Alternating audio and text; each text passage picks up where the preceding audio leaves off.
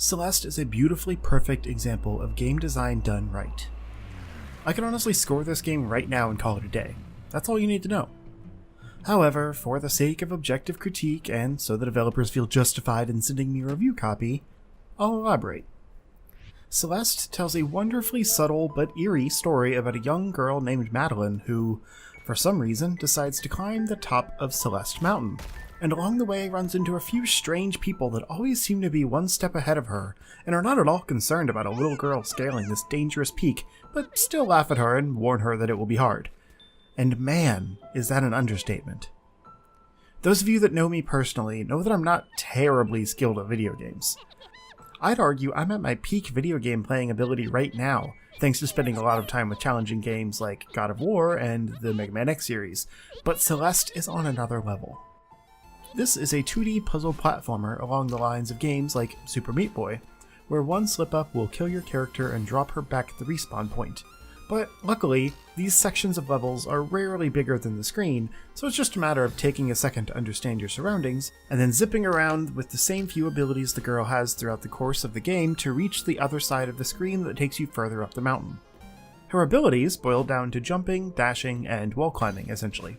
There are some more complicated combinations of these moves, such as being able to dash through some strange interdimensional rifts that lock you in and spit you out the other side, and you can also get an extra jump off once you exit to launch further than you normally would for some extra hard-to-reach platforming sections.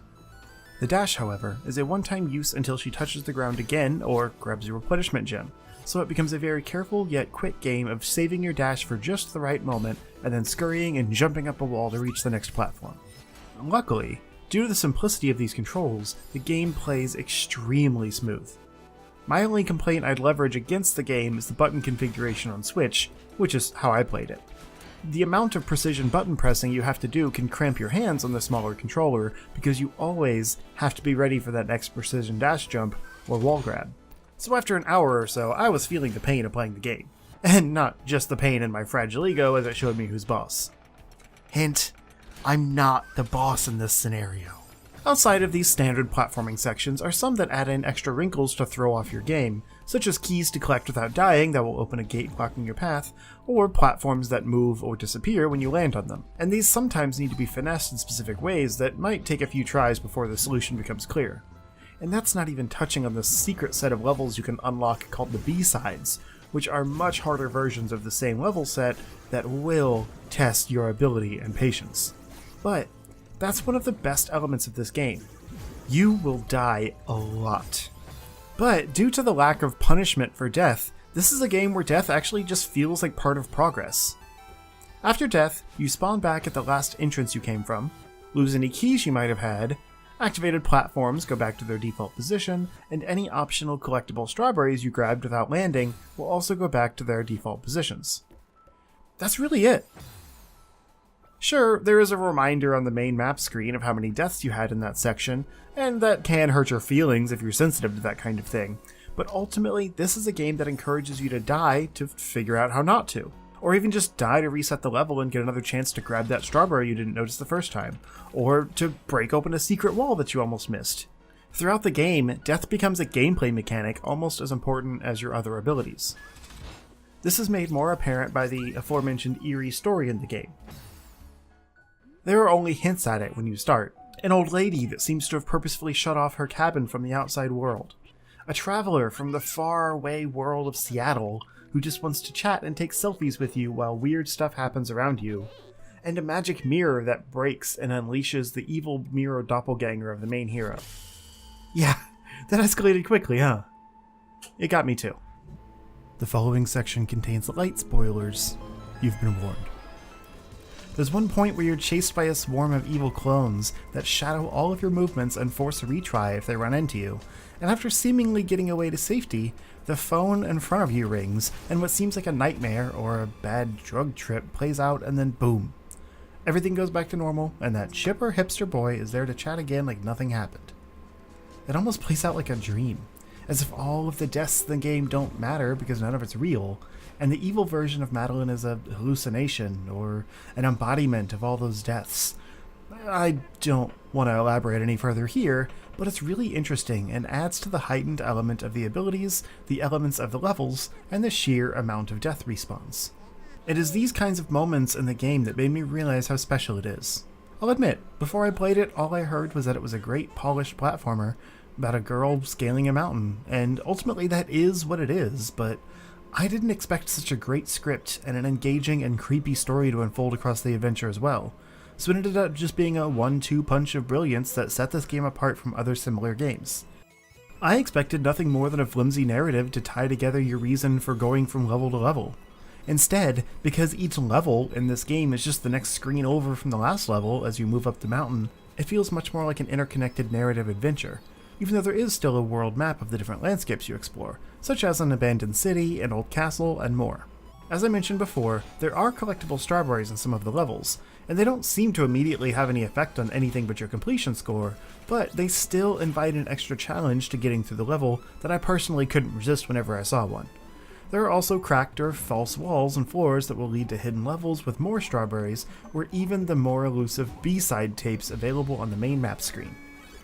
The perceived non-linearity brought on by these alternate routes go a long way to make the world feel more alive, rather than just a collection of levels strung together.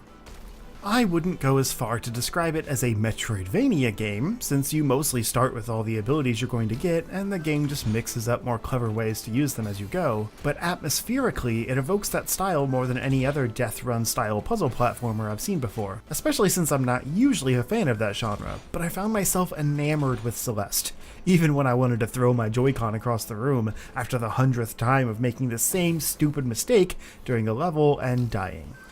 Because that's the other thing I appreciate about this game. The difficulty never feels unfair.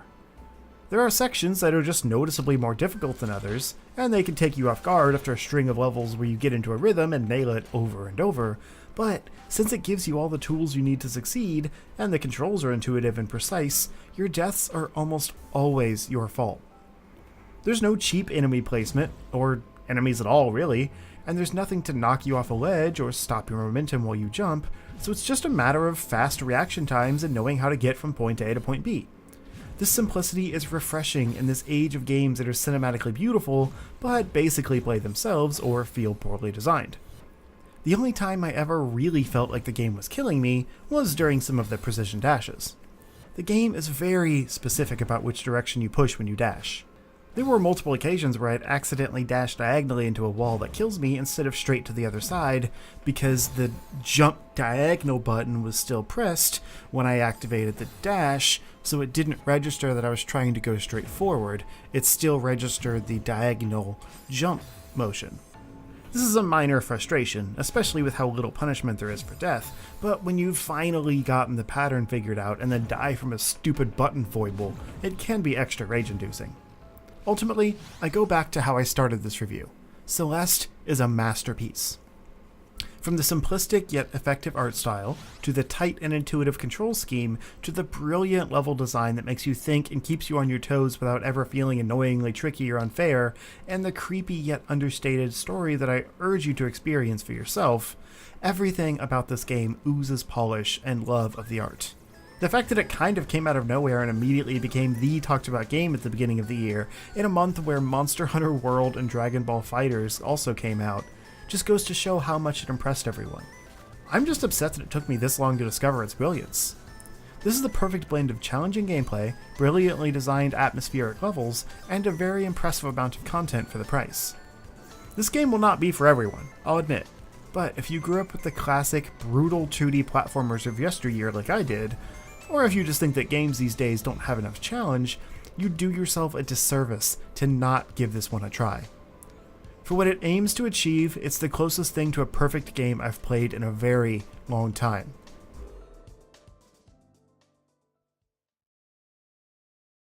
The soundtrack is definitely worth noting first, as they put a lot of detail into not only making the game feel funky as you play it, but also in making the music part of the gameplay. Ampy's main ability is the power to transform the world around him using his magical antenna, which sounds kinda dirty for some reason, to bring dead things back to life, fix broken structures, and more. Every time you press the button to transform an object, though, the music kicks into high gear with some extra funk, which really just motivates the player to rejuvenate the world so that you can hear more of those sick, funky beats in all their glory.